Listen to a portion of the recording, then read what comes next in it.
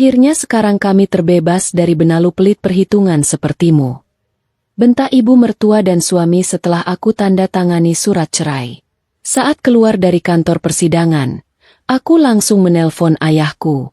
Pecat semua pegawai, dan berhentikan kontrak yang berkaitan dengan perusahaan mertuaku sekarang juga. Besoknya, ibu mertua dan mantan suami datang. Mereka teriak histeris. Karena sebelum ceritanya dimulai, silahkan tulis di kolom komentar dari daerah mana saja teman-teman yang menonton cerita ini. Jangan lupa like dan subscribe agar channel ini bisa semakin berkembang dan bisa mempersembahkan cerita yang lebih menarik lagi. Suasana ruang sidang pengadilan agama terasa begitu dingin dan kaku saat ujung pena Zafira menyentuh selembar kertas bermaterai di atas meja kayu jati. Suara goresan tinta itu menjadi saksi bisu berakhirnya sebuah ikatan pernikahan yang selama 3 tahun ini ia pertahankan dengan susah payah. Zafira menghela napas panjang. Sebuah kelegaan yang luar biasa mengalir di dadanya. Beban berat yang selama ini mengimpit pundaknya seolah terangkat tak bersisa. Di seberang meja, Lukman duduk dengan dada membusung. Wajahnya memancarkan kepuasan yang tidak ditutupi sama sekali. Pria yang baru saja resmi menjadi mantan suaminya itu memandang Zafira dengan tatapan merendahkan.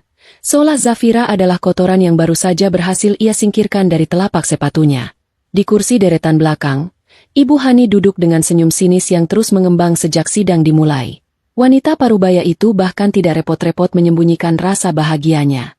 Hakim mengetukkan palu, meresmikan perpisahan mereka berdua hari itu. Zafira merapikan berkas-berkasnya dengan sangat tenang. Tangannya tidak gemetar. Wajahnya yang dibingkai kain hijab tampil begitu damai tanpa setetes pun air mata kesedihan. Ia bangkit berdiri dari kursi persidangan, merapikan pakaiannya sejenak, lalu berjalan keluar dari ruang sidang dengan langkah pasti. Lukman dan Ibu Hani segera menyusul langkahnya dari belakang.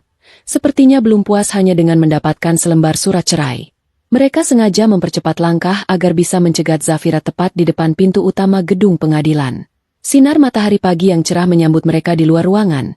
Namun hawa panas justru datang dari aura permusuhan yang dibawa oleh mantan ibu mertua dan mantan suaminya itu.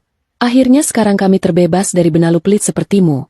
Bentak Ibu Hani dengan suara lantang, sengaja menarik perhatian beberapa orang yang berlalu lalang di halaman pengadilan. Tangannya menunjuk tepat di depan wajah Zafira dengan penuh kebencian.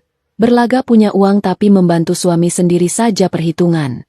Selama ini anakku banting tulang untuk membesarkan perusahaannya. Dan kamu sebagai istri sama sekali tidak berguna. Setiap kali Lukman meminta tambahan modal, kamu selalu banyak alasan. Dasar anak pelit yang tidak tahu diri.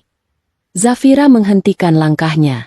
Ia menoleh perlahan ke arah mereka, menatap mata Ibu Hani dengan sorot yang sangat tenang, berbanding terbalik dengan amarah meledak-ledak dari wanita parubaya itu.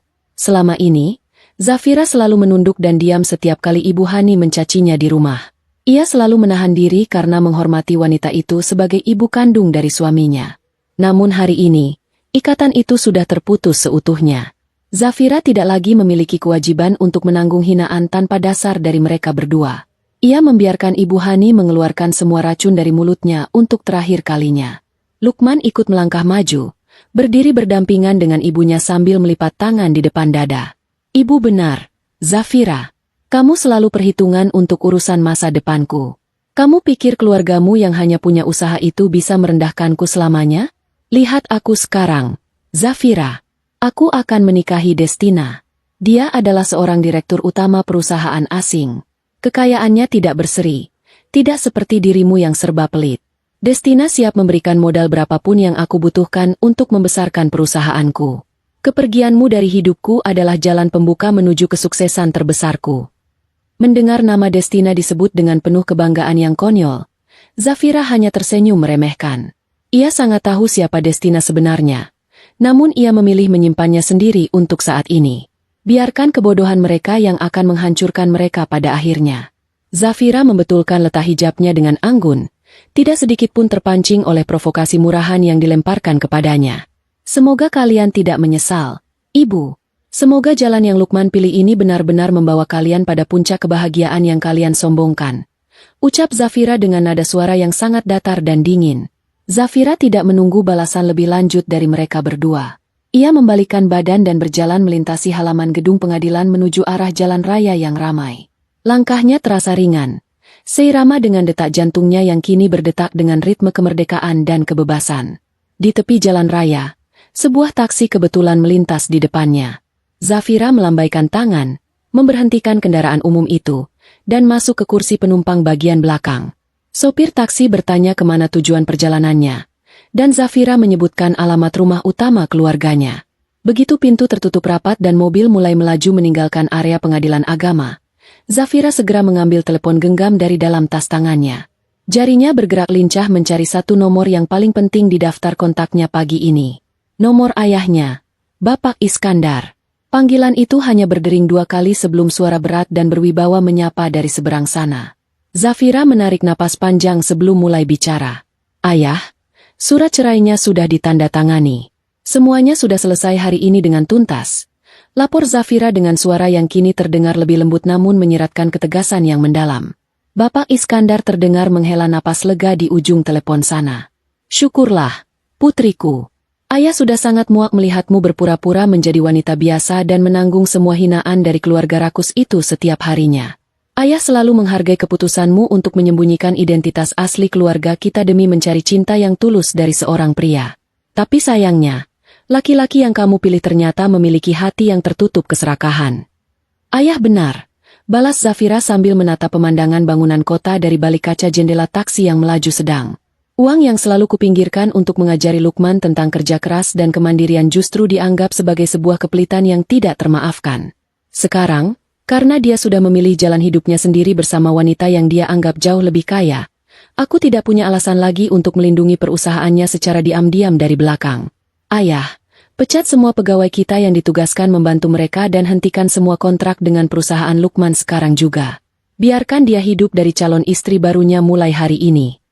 Dengan senang hati, Zafira, ayah akan memberikan perintah langsung ke jajaran direksi saat ini juga tanpa penundaan.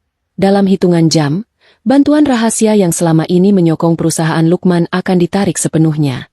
Mereka akan melihat sendiri seberapa jauh mereka bisa bertahan tanpa campur tangan keluarga Iskandar. Jawab ayahnya dengan nada tegas yang memancarkan kekuasaan absolut. Sementara itu, di halaman gedung pengadilan, Lukman yang matanya masih mengikuti laju taksi Zafira hanya bisa tertawa terbahak-bahak bersama ibunya. Sayup-sayup ia melihat Zafira menelepon seseorang sebelum mobil itu benar-benar menjauh dari pandangan matanya. Lukman mencibir tajam. Lihat perempuan itu, Ibu. Naik kendaraan umum saja bergaya seolah mau memutus kontrak bernilai tinggi. Paling dia sedang menangis mengadu pada keluarganya yang tidak seberapa itu.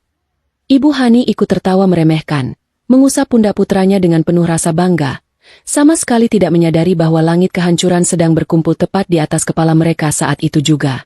Di dalam perjalanan menuju tempat asalnya, Zafira menyandarkan kepalanya di kursi penumpang. Pikirannya melayang pada awal mula pertemuannya dengan mantan suaminya. Dulu, Lukman adalah seorang pria pekerja keras yang tampak tulus menjalani hari-harinya. Zafira, yang sebenarnya merupakan pewaris tunggal dari usaha konglomerasi terbesar di negara ini, sengaja menyembunyikan besaran kekayaannya. Ia lelah didekati oleh para pria yang hanya mengincar harta kekayaan milik Bapak Iskandar semata. Ia ingin dicintai sebagai Zafira yang seutuhnya. Ia rela hidup wajar, memasak setiap hari, mengurus urusan dapur, dan menekan semua kemewahan yang biasa ia nikmati sedari lahir. Saat Lukman mendirikan perusahaannya sendiri, Zafira diam-diam meminta ayahnya untuk menyuntikkan dana besar secara rahasia melalui berbagai jalan perantara, sehingga Lukman mengira semua kesuksesan yang ia raih adalah murni karena kehebatannya sendiri dalam berbisnis. Sayangnya, kesuksesan semu itu perlahan mengubah sifat dasar Lukman. Pria itu mulai mabuk oleh pujian rekan-rekannya. Ia menjadi arogan, merasa dirinya adalah pengusaha hebat yang tidak terkalahkan oleh siapapun. Perubahan itu semakin parah karena hasutan tiada henti dari Ibu Hani yang memang selalu mengukur segala sesuatu dari materi semata. Ibu Hani terus menuntut Zafira untuk meminta lebih banyak uang dari keluarganya demi menuruti gaya hidup barunya. Ketika Zafira menolak dengan alasan agar Lukman belajar mengatasi krisis sendiri, Ibu Hani mulai mencapnya sebagai wanita pelit yang menghambat laju kemajuan suaminya. Puncak dari semua kekacauan itu adalah kehadiran Destina. Wanita yang pandai merangkai kebohongan itu datang membawa penampilan mewah dan janji-janji menggiurkan tentang modal bernilai fantastis. Lukman yang dibutakan oleh keserakahan langsung terjerat pesona palsu Destina, membuang Zafira tanpa berpikir 2 kali. Zafira tersenyum tipis mengingat semua runtutan kejadian itu dari balik jendela. Hatinya sudah kebas. Tidak ada lagi rasa sakit yang tertinggal.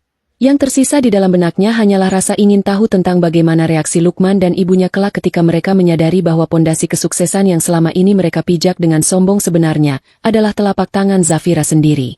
Kini, tangan itu sudah ditarik kembali secara permanen. Perusahaan Lukman saat ini hanyalah sebuah bangunan rapuh yang berdiri di atas pasir longgar, siap runtuh berantakan oleh hembusan angin paling pelan sekalipun. Dan besok pagi, badai sesungguhnya akan benar-benar datang menerjang kehidupan mereka tanpa ampun.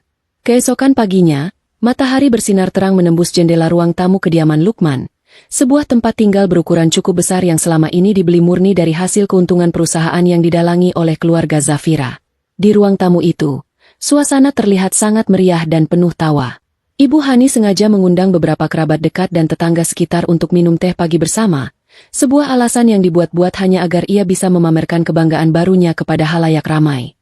Wanita parubaya itu duduk di tengah sofa dengan dagu terangkat tinggi. Tangannya terus bergerak-gerak saat berbicara agar semua orang bisa melihat dengan jelas perhiasan mencolok yang melingkar di jarinya. "Ini hadiah perkenalan dari Destina," ucap Ibu Hani dengan suara lantang, sengaja membiarkan semua tamu mendengarnya dengan jelas. Ia memutar jari telunjuknya perlahan agar pantulan cahaya mengenai perhiasan berkilau itu. Destina itu bukan wanita sembarangan. Dia adalah direktur utama perusahaan asing yang mengelola dana dalam jumlah yang tidak bisa kalian bayangkan. Sangat berbeda jauh dengan mantan istri Lukman yang luar biasa perhitungan itu. Bayangkan saja, selama 3 tahun menikah, menantu lamaku itu tidak pernah membelikan barang mewah untukku. Keluarganya memang punya usaha, tapi ternyata mereka sangat pelit. Syukurlah Lukman segera sadar dan membuang wanita itu jauh-jauh. Sekarang, dengan bantuan pendanaan dari Destina, perusahaan anakku akan berekspansi menjadi jauh lebih besar lagi. Para tamu yang hadir memenuhi ruang tamu itu hanya bisa mengangguk-angguk sambil saling berpandangan canggung satu sama lain. Beberapa dari mereka ikut memberikan pujian berbasa-basi sekadar untuk menyenangkan hati tuan rumah yang sedang dimabuk kesombongan. Sementara yang lain hanya menikmati hidangan di atas meja sambil menyimpan cibiran di dalam hati masing-masing. Ibu Hani sama sekali tidak memedulikan tatapan aneh dari para tamu undangannya. Baginya, hari ini adalah hari perayaan kemenangannya. Ia merasa status sosialnya telah melonjak tajam ke atas, membayangkan dirinya sebentar lagi akan menjadi ibu dari seorang pengusaha tingkat dunia yang disegani semua orang. Di kamar lantai atas, Lukman sedang asyik merapikan penampilannya di depan cermin besar kamarnya. Ia mengenakan setelan jas terbaik yang ia miliki, menyemprotkan minyak wangi beraroma mahal ke tubuhnya, dan menyisir rambutnya dengan sangat rapi. Senyum kepuasan tidak lepas dari bibirnya sedari tadi. Hari ini rencananya ia akan bertemu dengan pemodal utama perusahaannya untuk membahas rencana proyek baru yang sudah lama ia impikan. Proyek yang ia yakini akan berjalan semakin mulus karena statusnya saat ini sebagai calon suami dari seorang petinggi perusahaan besar asing. Lukman merasa jalan hidupnya sangat sempurna tanpa hambatan. Ia berjalan menuruni anak tangga dengan langkah yang sangat gagah, menyapa ibunya dan para tamu dengan senyum paling lebar, lalu berpamitan untuk berangkat ke tempat kerjanya dengan kepala tegak. Namun, kebahagiaan luar biasa itu ternyata memiliki umur yang sangat pendek. Baru saja Lukman melangkahkan kaki keluar dari batas pintu rumah menuju halaman depan. Telepon genggam di saku bagian dalam jasnya berdering nyaring tanpa henti. Ia merogoh sakunya dengan gerakan santai, melihat nama kepala bagian keuangan perusahaannya tertera di layar depan. Lukman menjawab panggilan masuk itu dengan nada bicara yang sangat percaya diri, mengira itu adalah laporan rutin tentang masuknya dana pencairan untuk proyek barunya hari ini. "Ada kabar baik apa yang mau kamu sampaikan pagi ini?" sapa Lukman dengan gaya santai andalannya. Suara di seberang sana terdengar sangat panik dan gemetar hebat, hampir seperti orang yang sedang kehabisan napas setelah berlari jauh. "Bapak Lukman, kita hancur berantakan, Pak. 3 pemodal terbesar kita tiba-tiba menarik semua dana mereka secara serentak pagi ini juga." Mereka sama sekali tidak memberikan penjelasan panjang lebar, hanya menyampaikan pesan singkat bahwa seluruh kontrak dibatalkan secara sepihak detik ini juga.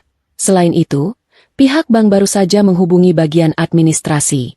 Mereka memblokir seluruh rekening aktif perusahaan karena mencurigai adanya masalah kelayakan penyaluran kredit. Semua uang kita tertahan di dalam, Pak.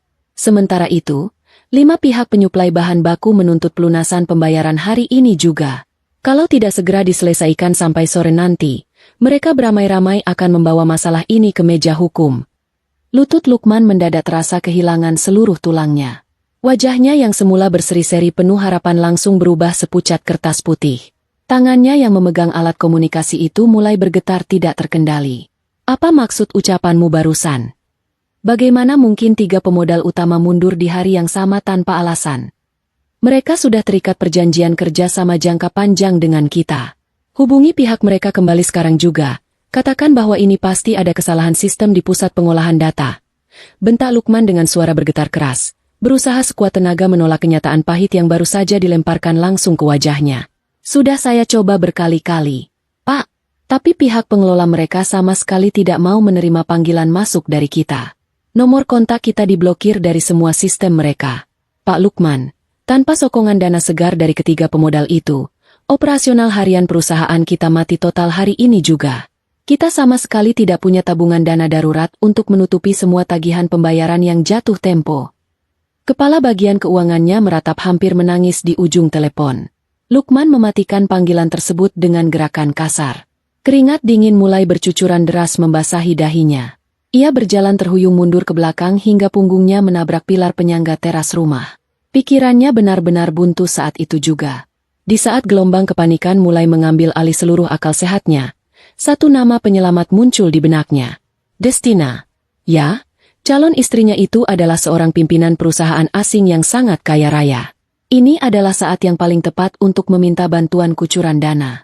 Lukman segera mencari nomor kontak Destina dan menghubunginya dengan tangan gemetar. Jantungnya berdetak kencang menahan cemas menunggu panggilan itu diangkat. Destina, sayang, tolong bantu aku. Semua pihak pemodal perusahaanku tiba-tiba mundur secara serentak. Pihak bank juga menahan semua uang jalannya perusahaan. Aku sangat butuh bantuan kucuran danamu sekarang juga untuk menutupi kerugian fatal hari ini. Ucap Lukman tanpa basa-basi begitu panggilan tersambung. Nada suaranya dipenuhi oleh keputusasaan yang dalam.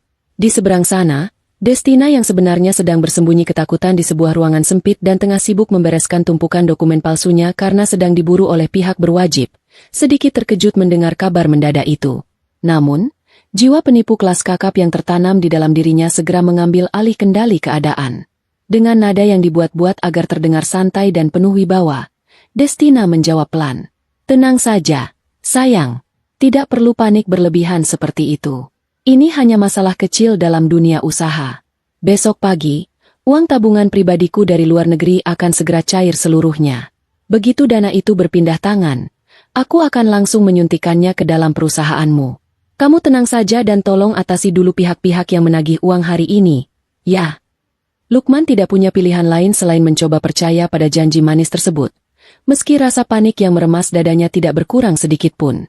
Ia berlari masuk kembali ke dalam ruang tamu, menerobos kerumunan para tamu ibunya dengan wajah tegang dan pakaian berantakan.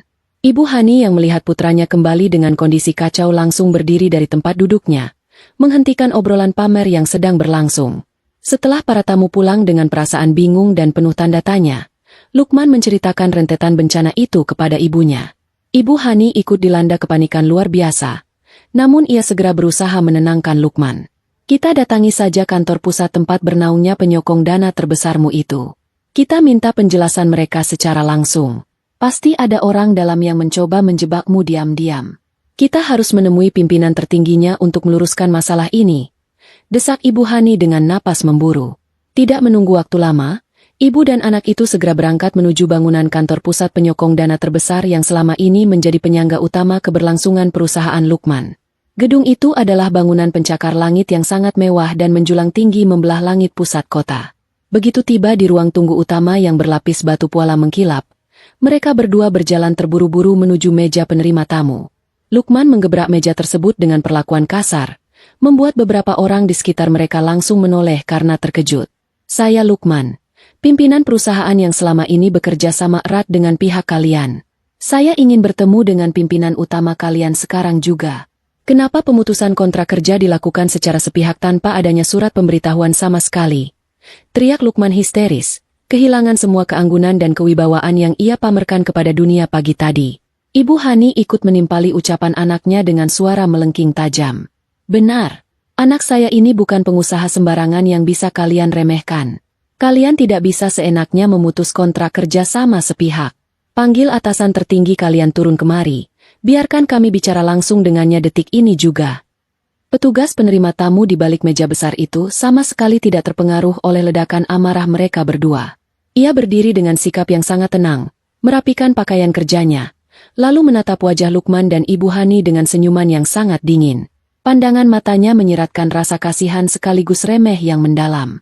"Maafkan saya, Bapak Lukman dan Ibu Hani. Namun permintaan Anda berdua tidak bisa kami penuhi hari ini. Seluruh jadwal pertemuan untuk hari ini telah ditutup sepenuhnya." "Apa alasannya? Siapa yang berani mengambil keputusan sebesar ini untuk menghancurkan usaha saya?" bentak Lukman dengan mata memerah menahan marah. Petugas itu masih mempertahankan senyuman dingin di bibirnya saat ia memberikan jawaban yang akan menghancurkan dunia Lukman selamanya. "Instruksi pemutusan kerjasama ini datang langsung dari pimpinan utama kami yang baru hari ini. Keputusan tersebut bersifat mutlak dan tidak bisa diganggu-gugat oleh pihak manapun. Beliau sendiri yang memberikan perintah tegas untuk melakukan penarikan dana dari perusahaan Anda." Lukman mengerutkan dahinya, merasa sangat kebingungan. "Pimpinan utama baru? Siapa pimpinan utama baru kalian yang berani mengusik bisnis saya dengan cara kotor begini?" "Nama beliau adalah Nona Zafira," jawab petugas itu dengan suara yang sangat jelas dan bernada tegas, memastikan setiap suku katanya terdengar sempurna tanpa celah di telinga Lukman dan ibunya. Nona Zafira baru saja mengambil alih seluruh kendali penuh atas perusahaan raksasa ini beserta seluruh jaringan usaha di bawah naungan bendera keluarga Iskandar. Mendengar nama itu diucapkan, kedua kaki Lukman langsung terasa lemas kehilangan seluruh tenaganya. Mulutnya terbuka lebar tapi tidak ada satupun suara yang mampu keluar dari kerongkongannya. Pandangan matanya seketika menjadi gelap, dan jantungnya serasa berhenti berdetak di dalam rongga dada. Di sebelahnya, Ibu Hani membekus kaku patung es. Perhiasan di jarinya mendadak terasa sangat berat dan mencekik lehernya sendiri. Kesombongan yang mereka bangun tinggi-tinggi pagi ini, hancur berkeping-keping menyentuh dasar bumi dalam hitungan detik.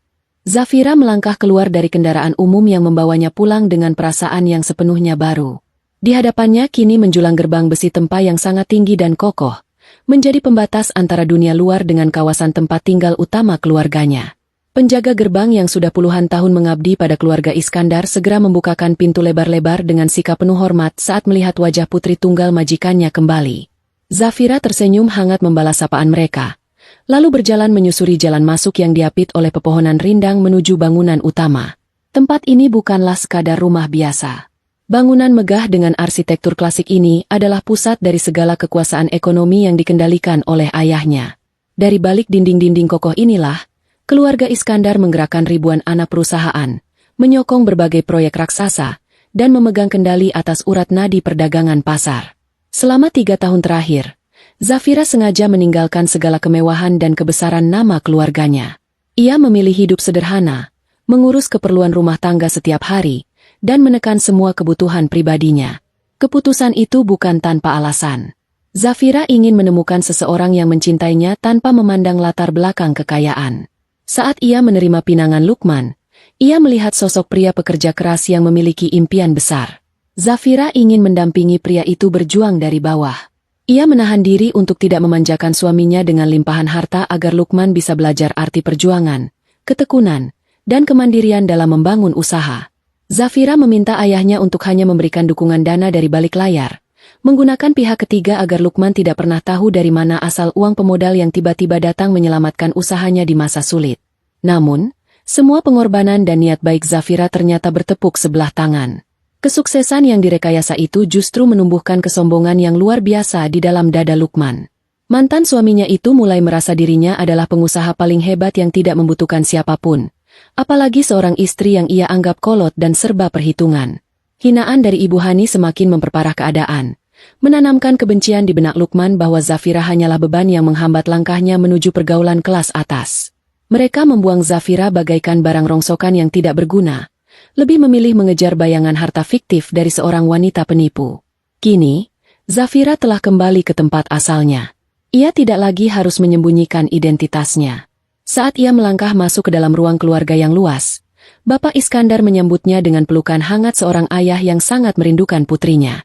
Setelah berbincang sejenak dengan ayahnya, Zafira melangkah menuju ruang kerja utama yang berada di lantai 2 rumah megah tersebut. Ruangan itu dilengkapi dengan meja kerja besar dari kayu berkualitas tinggi dan kursi berlapis kulit yang sangat nyaman.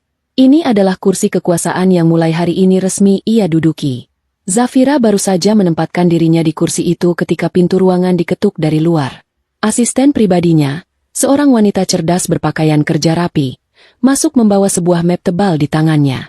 Asisten itu meletakkan map di atas meja dengan sangat hati-hati. Pandangannya memancarkan kepatuhan yang mutlak kepada pimpinan barunya. Nona Zafira, saya sudah menjalankan semua perintah Anda pagi ini. Seluruh aliran dana yang selama ini menyokong perusahaan mantan suami Anda telah diputus secara menyeluruh. Pihak bank juga telah kami instruksikan untuk menahan semua pergerakan keuangan mereka atas dasar peninjauan ulang kelayakan kredit. Saat ini, perusahaan mereka sedang mengalami kelumpuhan total. Selain itu, ini adalah hasil penyelidikan mendalam mengenai wanita yang bernama Destina, sesuai dengan permintaan Anda semalam. Ucap asisten itu dengan nada bicara yang sangat teratur. Zafira membuka map itu perlahan. Halaman demi halaman berisi catatan riwayat hidup yang sangat kelam. Dokumen itu memaparkan fakta yang sangat mengejutkan namun sekaligus mengkonfirmasi kecurigaan Zafira selama ini. Destina sama sekali bukan seorang pimpinan perusahaan asing seperti yang selalu ia banggakan di depan Lukman dan Ibu Hani. Wanita itu tidak memiliki satupun perusahaan resmi yang terdaftar. Kenyataannya, Destina adalah seorang penipu kelas kakap yang telah lama menjadi buronan pihak berwajib atas kasus penipuan investasi bodong bernilai miliaran rupiah. Ia menggunakan penampilan mewahnya untuk menjerat pengusaha-pengusaha yang sedang naik daun, menghisap sisa-sisa kekayaan mereka, lalu kabur melarikan diri sebelum kebohongannya terbongkar. Dan kini, mangsa terbarunya adalah Lukman yang bodoh dan dibutakan oleh keserakahan. Mata Zafira menelusuri deretan laporan kerugian yang ditimbulkan oleh Destina di masa lalu. Berbagai perusahaan hancur berantakan karena tipu daya wanita ini. Lukman dan ibunya yang sangat memuja kekayaan rupanya telah menjatuhkan diri mereka sendiri ke dalam lubang perangkap yang sangat mematikan. Mereka mengusir Zafira, sang pemilik kekayaan sesungguhnya, demi memeluk erat seorang penipu yang akan menguras habis harta benda mereka tanpa sisa. Kesombongan telah menutup mata batin Lukman hingga tidak bisa membedakan mana emas asli dan mana besi berkarat. Zafira menutup map itu dengan gerakan pelan. Sebuah senyuman sinis mulai mengembang di sudut bibirnya. Rasanya sangat menggelikan melihat mantan suami dan mantan ibu mertuanya tertipu mentah-mentah oleh kebodohan mereka sendiri. Nona, apakah Anda ingin saya melaporkan keberadaan buronan ini kepada pihak kepolisian sekarang juga? Kita bisa menghentikan rencana pernikahan mereka yang kabarnya akan dimajukan secara mendadak. Tanya asistennya, menunggu instruksi lebih lanjut dengan sikap tubuh yang sigap. Zafira menyandarkan punggungnya pada sandaran kursi, memutar pena di sela-sela jarinya dengan tatapan berpikir. Memenjarakan Destina sekarang memang akan menyelesaikan masalah hukum, tetapi itu akan menyelamatkan Lukman dari kehancuran total. Zafira tidak ingin mengakhiri pertunjukan ini terlalu cepat. Ia ingin Lukman dan Ibu Hani merasakan sakitnya terjatuh dari tempat yang paling tinggi, merasakan hancurnya harapan ketika mereka mengira sedang berada di puncak dunia. Ia ingin mereka berdua menelan pil pahit dari kesombongan yang selama 3 tahun ini mereka lontarkan kepadanya tanpa henti. Jangan laporkan Destina ke pihak berwajib untuk saat ini. Perintah Zafira dengan suara yang sangat tenang namun membawa tekanan yang sangat berat. Biarkan saja mereka melangsungkan pesta pernikahan mewah itu besok. Biarkan mereka berdua merasa bahwa mereka telah memenangkan segalanya dan berhasil mendapatkan sumber kekayaan baru. Aku ingin melihat setinggi apa mereka berani terbang menyombongkan diri sebelum sayap kebohongan itu patah dan menjatuhkan mereka ke tanah yang paling keras. Asisten pribadinya mengangguk tanda mengerti, memahami jalan pikiran pimpinannya yang tajam dan tak kenal ampun bagi mereka yang berkhianat. Zafira lalu bangkit dari kursi kerjanya, melangkah menuju jendela kaca besar yang membentang dari lantai hingga langit-langit ruangan. Dari tempatnya berdiri, ia bisa melihat seluruh penjuru bangunan dan halaman luas keluarganya.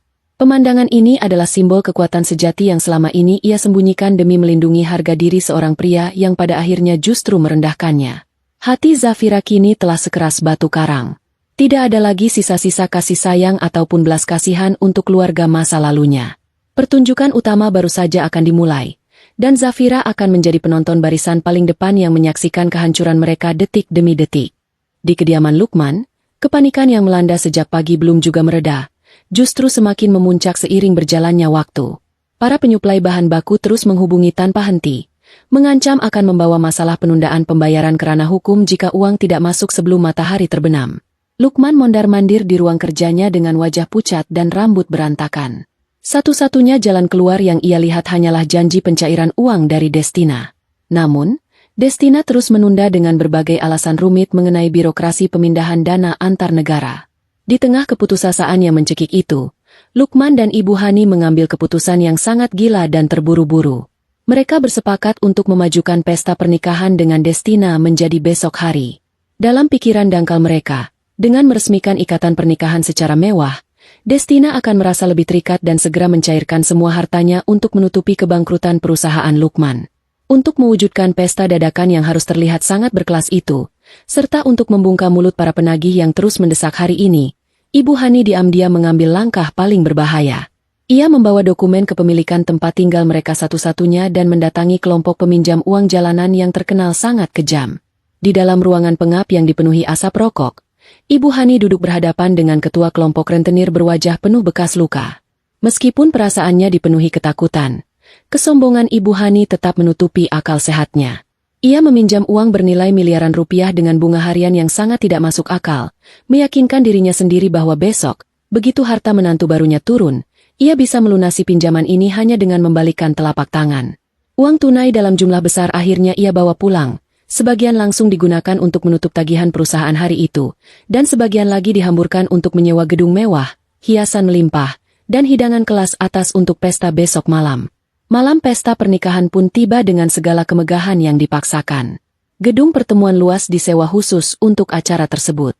Lampu-lampu kristal besar memancarkan cahaya terang ke seluruh penjuru ruangan. Meja-meja bundar ditata rapi dengan hiasan bunga segar yang diimpor langsung.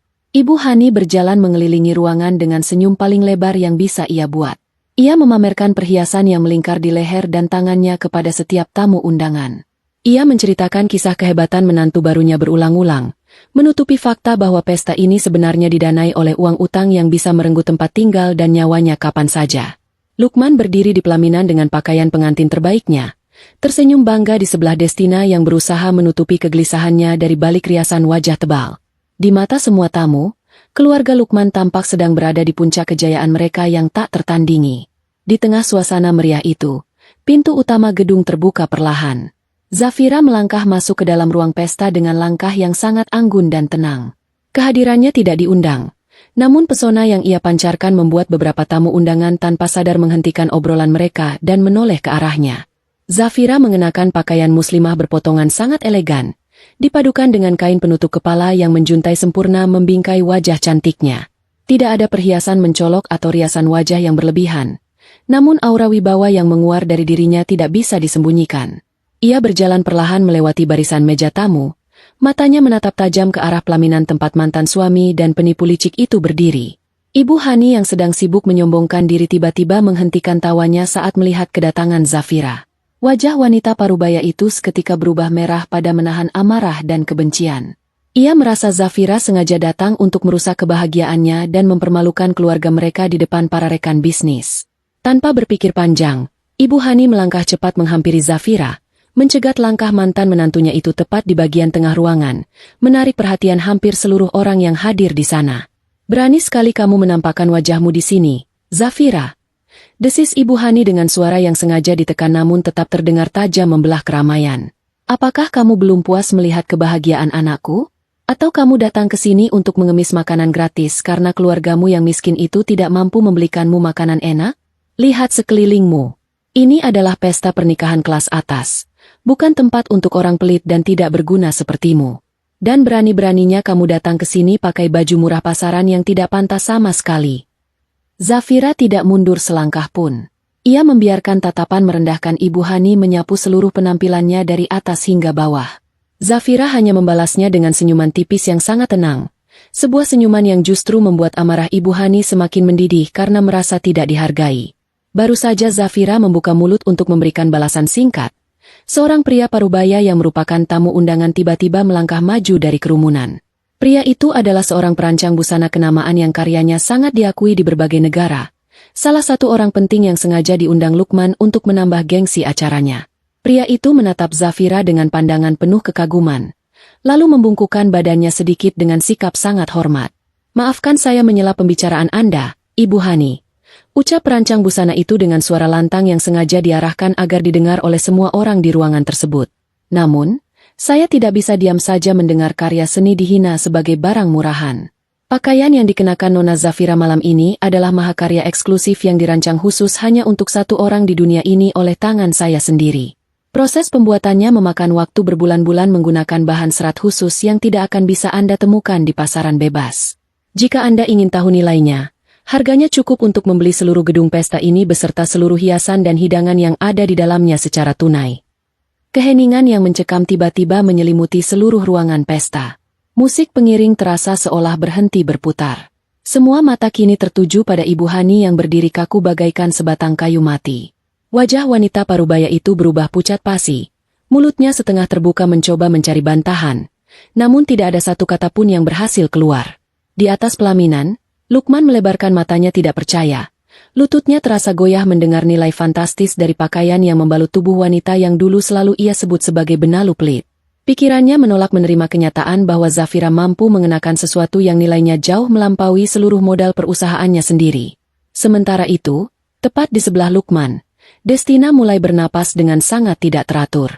Tatapan matanya tidak lagi tertuju pada Zafira atau perancang busana itu, melainkan tertuju pada pintu masuk gedung.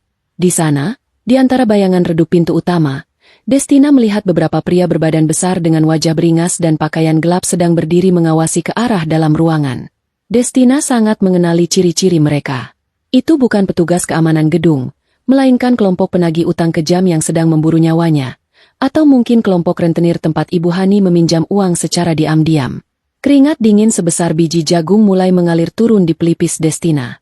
Ia tahu, bom waktu yang ia duduki saat ini baru saja menghitung mundur menuju detik akhirnya. Dan ledakannya akan menghancurkan mereka semua malam ini juga. Zafira, yang menyadari kepanikan di wajah pengantin wanita, hanya tersenyum tipis, menikmati tontonan luar biasa yang sebentar lagi akan mencapai puncak kehancurannya. Pesta pernikahan megah yang dipaksakan itu akhirnya berakhir seiring dengan kepergian para tamu undangan yang satu persatu meninggalkan gedung pertemuan. Gemerlap lampu hias mulai dipadamkan, menyisakan kesunyian yang terasa sangat berat dan mencekam. Lukman, Ibu Hani, dan Destina kembali ke tempat tinggal mereka dengan perasaan yang campur aduk. Tidak ada senyum bahagia layaknya pengantin baru atau keluarga yang baru saja merayakan hari besar. Sepanjang perjalanan pulang, suasana di dalam kendaraan sangat hening. Udara terasa kaku, dipenuhi oleh ketegangan yang siap meledak kapan saja. Sesampainya di dalam rumah besar yang kini terasa kosong dan dingin, kelelahan fisik segera tergantikan oleh kepanikan yang luar biasa. Waktu terus berjalan, dan janji pencairan dana yang selama ini selalu diagungkan oleh Destina belum juga menunjukkan titik terang sama sekali. Lukman menghempaskan tubuhnya ke atas sofa ruang tamu dengan kasar. Ia melonggarkan ikatan dasinya, menatap tajam ke arah wanita yang baru beberapa jam lalu resmi menjadi istrinya.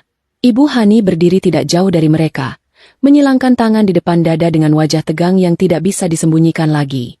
Kesombongan yang ia pamerkan di depan para tamu kini menguap tak bersisa, digantikan oleh ketakutan yang menggerogoti dadanya. Tagihan dari para penyuplai perusahaan Lukman sudah melewati batas waktu, dan yang lebih mengerikan lagi, janji pembayaran utang kepada kelompok peminjam uang jalanan akan jatuh tempo besok pagi. Jika uang miliaran rupiah itu tidak segera dilunasi beserta bunga hariannya yang sangat mencekik, nyawa mereka bisa melayang dan tempat tinggal ini akan segera berpindah tangan. Destina, kita sudah melakukan semua yang kamu inginkan. Pesta pernikahan besar yang mewah sudah selesai digelar. Sekarang, mana janji pencairan dana yang kamu bilang akan masuk hari ini? Tuntut Lukman dengan suara berat yang tertahan. Perusahaanku sudah mati total.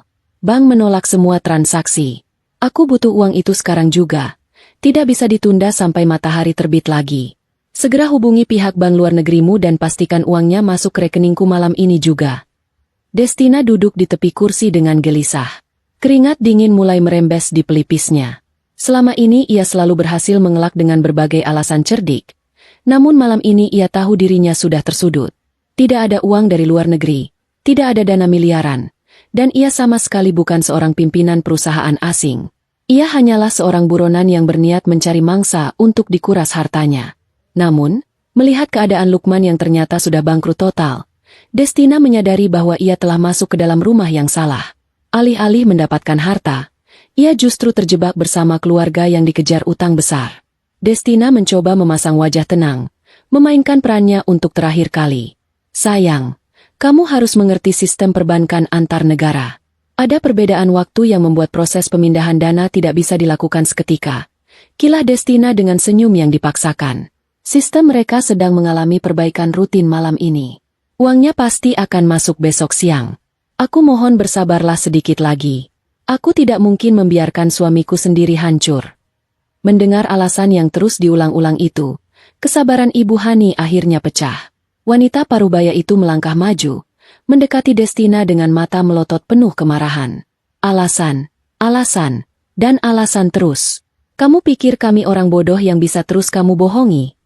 Asal kamu tahu saja, uang yang kami pakai untuk membiayai pesta mewah malam ini dan menutupi sebagian tagihan perusahaan anakku berasal dari kelompok rentenir kejam. Aku menggadaikan sertifikat tempat tinggal ini demi menuruti permintaanmu untuk menggelar pesta besar. Kalau besok uangmu tidak cair, mereka akan datang kemari, merampas semua yang kami miliki, dan mungkin akan membunuh kita semua. Teriak Ibu Hani histeris. Pengakuan mengejutkan dari Ibu Hani membuat jantung Destina seakan berhenti berdetak. Matanya membelalak lebar. Napasnya seketika menjadi pendek dan memburu. Fakta bahwa keluarga ini berutang pada kelompok penagih utang yang sangat berbahaya meruntuhkan seluruh sandiwaranya. Destina sangat tahu siapa orang-orang jalanan itu. Mereka adalah kelompok yang tidak memiliki belas kasihan. Jika ia tetap berada di rumah ini sampai besok pagi, ia tidak hanya akan ketahuan sebagai penipu miskin, tetapi ia juga akan ikut diseret dan dihabisi oleh para penagih utang kejam itu. Rasa panik yang luar biasa kini mengambil alih pikiran Destina. Ia harus segera melarikan diri malam ini juga, sebelum semuanya terlambat. Waktu berlalu dengan lambat. Jarum jam dinding akhirnya menunjuk angka lewat tengah malam. Suasana rumah berangsur sepi setelah Lukman dan ibunya masuk ke kamar masing-masing dalam keadaan lelah dan penuh beban pikiran. Mengira semua orang sudah terlelap, Destina mulai melancarkan rencananya. Ia mengendap-endap masuk ke dalam kamar utama, menarik sebuah koper besar dari dalam lemari. Dengan gerakan cepat dan gemetar, ia memasukkan semua barang yang bisa ia temukan. Ia menyapu bersih sisa-sisa perhiasan milik Ibu Hani, mengambil beberapa jam tangan mewah peninggalan masa kejayaan Lukman, dan mengumpulkan semua uang tunai yang tersisa di laci meja kerja. Destina berniat membawa kabur semua harta yang tersisa untuk bekal pelariannya ke luar negeri. Setelah kopernya penuh, Destina menutup resletingnya dengan hati-hati agar tidak menimbulkan suara. Ia mengangkat koper itu dan berjalan perlahan menuju pintu belakang. Napasnya tertahan setiap kali langkah kakinya menimbulkan suara decitan ringan di lantai kayu. Ia membayangkan kebebasan yang sudah menantinya di luar sana, meninggalkan Lukman dan Ibu Hani yang akan segera menghadapi kehancuran mereka sendiri. Namun, tepat ketika tangannya menyentuh gagang pintu belakang, suara keras menggelegar dari arah depan rumah memecah keheningan malam. Seseorang, atau lebih tepatnya sekelompok orang, sedang menggedor pintu utama dengan sangat brutal seolah ingin menghancurkannya. Buka pintu ini sekarang juga. Kami tahu kalian ada di dalam. Dasar pembohong. Suara parau seorang pria berteriak dari luar, diiringi suara hantaman benda keras pada daun pintu. Itu adalah kelompok penagih utang yang memutuskan untuk datang lebih awal sebelum pagi tiba, memastikan mangsa mereka tidak melarikan diri kemana-mana. Suara keributan yang mengerikan itu langsung membangunkan seisi rumah. Lampu-lampu ruangan dinyalakan secara serentak. Ibu Hani keluar dari kamarnya dengan wajah pucat pasi, berlari tergesa-gesa ke arah ruang tengah. Matanya yang liar mencari keberadaan anggota keluarga yang lain tiba-tiba menangkap sosok Destina yang sedang berdiri membeku di dekat pintu belakang, lengkap dengan pakaian rapi dan sebuah koper besar di tangannya. Otak Ibu Hani langsung menyimpulkan apa yang sedang terjadi. Amarah dan rasa takut yang bercampur aduk membuat wanita parubaya itu kehilangan akal sehatnya. Ia berlari menerjang Destina dengan sisa tenaga yang ia miliki. "Mau kemana kamu, dasar wanita jalang?" teriak Ibu Hani sambil menarik koper di tangan Destina dengan kasar. "Kamu mau kabur meninggalkan kami setelah menyuruhku berutang miliaran? Berikan koper ini. Pasti isinya adalah uang pencairan yang diam-diam sudah kamu terima." Tarik-menarik tidak terhindarkan. Destina membalas tarikan Ibu Hani sambil meronta hebat, mencoba melepaskan diri dari cengkraman wanita tua itu. "Lepaskan aku, dasar tua bangka. Aku tidak sudi mati bersama kalian di sini. Lepaskan," bentak Destina dengan wajah beringas, membuang semua topeng keanggunan yang selama ini ia pakai. Dalam pergumulan sengit itu, pegangan koper terlepas. Benda besar itu terbanting keras ke lantai. Benturan yang kuat membuat penutupnya terbuka lebar, memuntahkan seluruh isinya berserakan di atas lantai.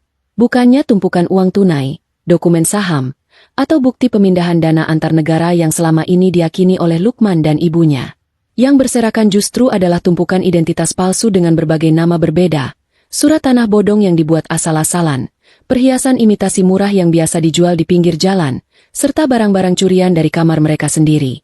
Lukman yang baru saja turun dari tangga melihat pemandangan itu dengan mata terbelalak sempurna, seolah baru saja disambar petir di dalam rumahnya sendiri.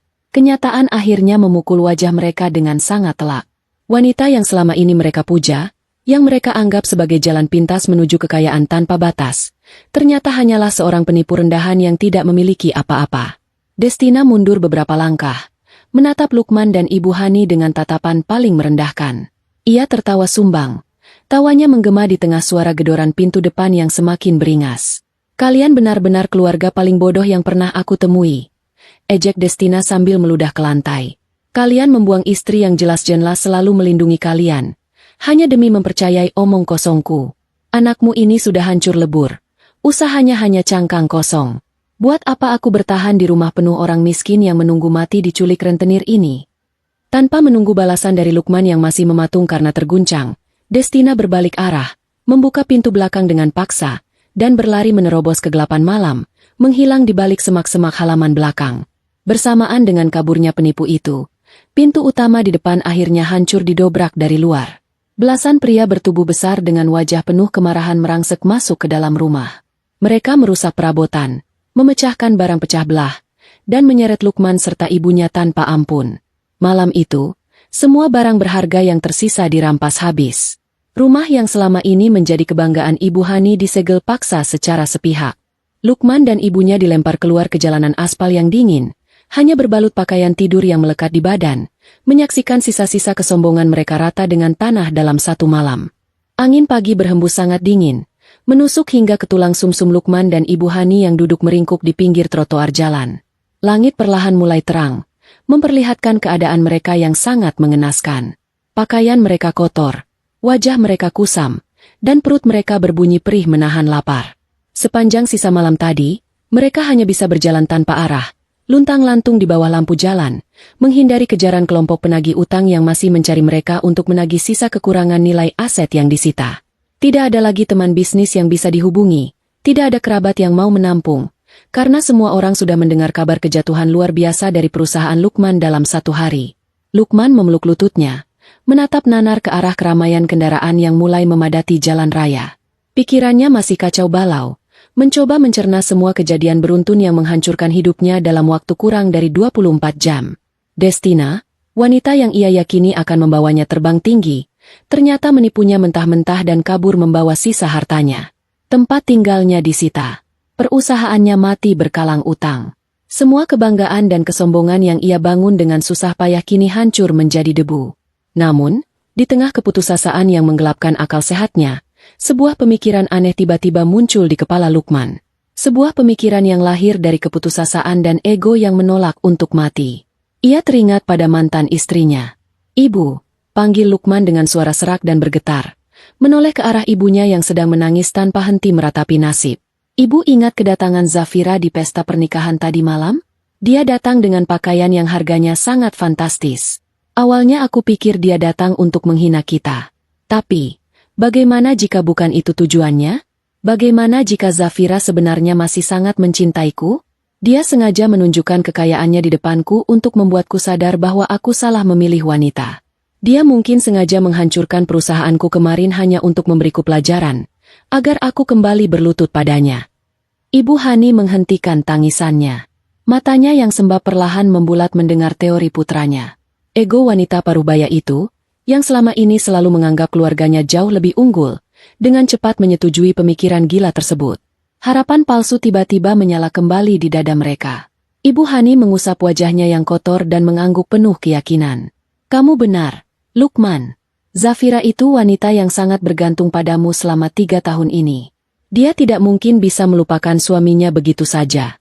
Keputusannya memutus bantuan dana kemarin pasti hanya luapan emosi sesaat karena cemburu melihatmu menikahi wanita lain.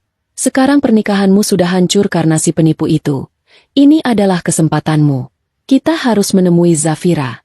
Kalau kamu meminta maaf dan membujuknya sedikit, Dia pasti akan langsung luluh dan meminjamkan kita uang untuk membebaskan utang-utang ini. Didorong oleh delusi yang sangat meyakinkan itu, ibu dan anak ini akhirnya menemukan kembali kekuatan untuk berdiri.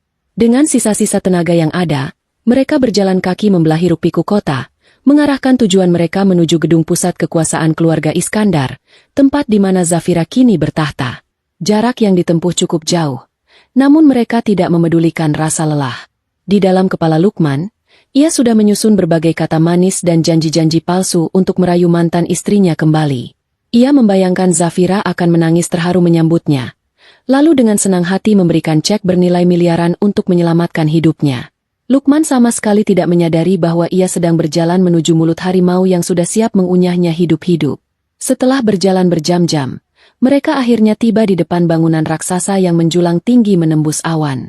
Gedung pusat kegiatan ekonomi keluarga Iskandar ini benar-benar memancarkan kemegahan yang luar biasa. Dinding kacanya memantulkan cahaya matahari, mencerminkan kekuasaan absolut dari penghuninya. Lukman dan Ibu Hani menelan ludah dengan susah payah, merasa sangat kerdil berdiri di halaman depan gedung itu dengan penampilan lusuh layaknya pengemis jalanan. Namun, rasa gengsi dan keyakinan palsu membuat Lukman menegakkan dadanya. Ia melangkah masuk melewati pintu kaca otomatis, disusul oleh ibunya dari belakang.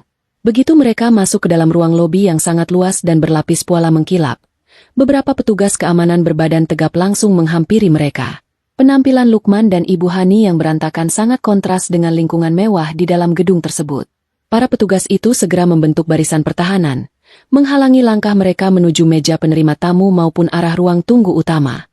Sikap para petugas sangat tegas. Pandangan mata mereka menilai kedua orang itu sebagai ancaman atau penyusup yang tidak pantas berada di dalam. Maaf, Bapak dan Ibu, Anda tidak diizinkan masuk lebih jauh ke dalam area ini.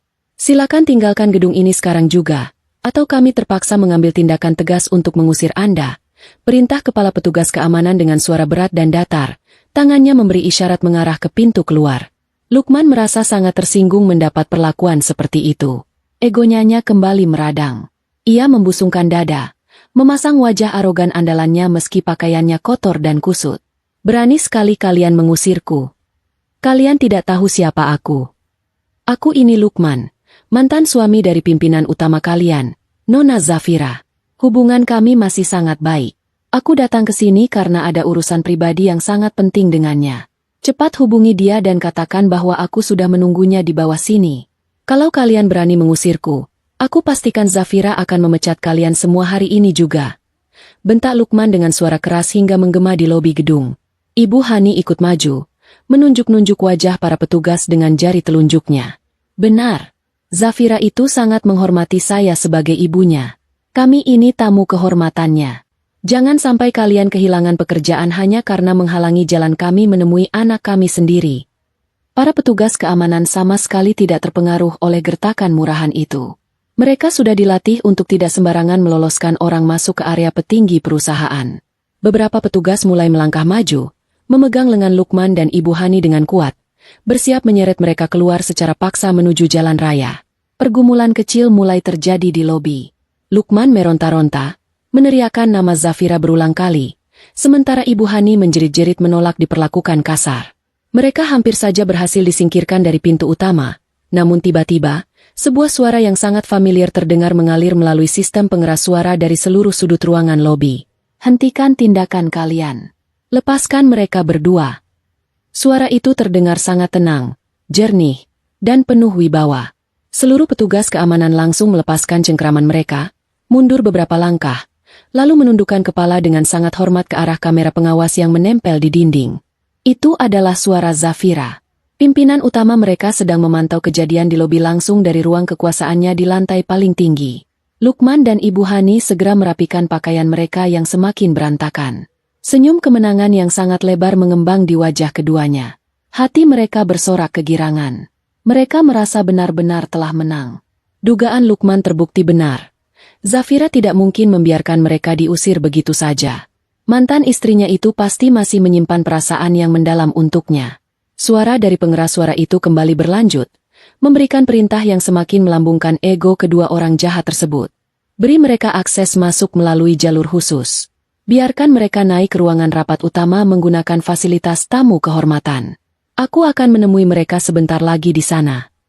Lukman menoleh ke arah ibunya dengan tatapan penuh kebanggaan. Ia merasa kedudukannya telah kembali di atas angin.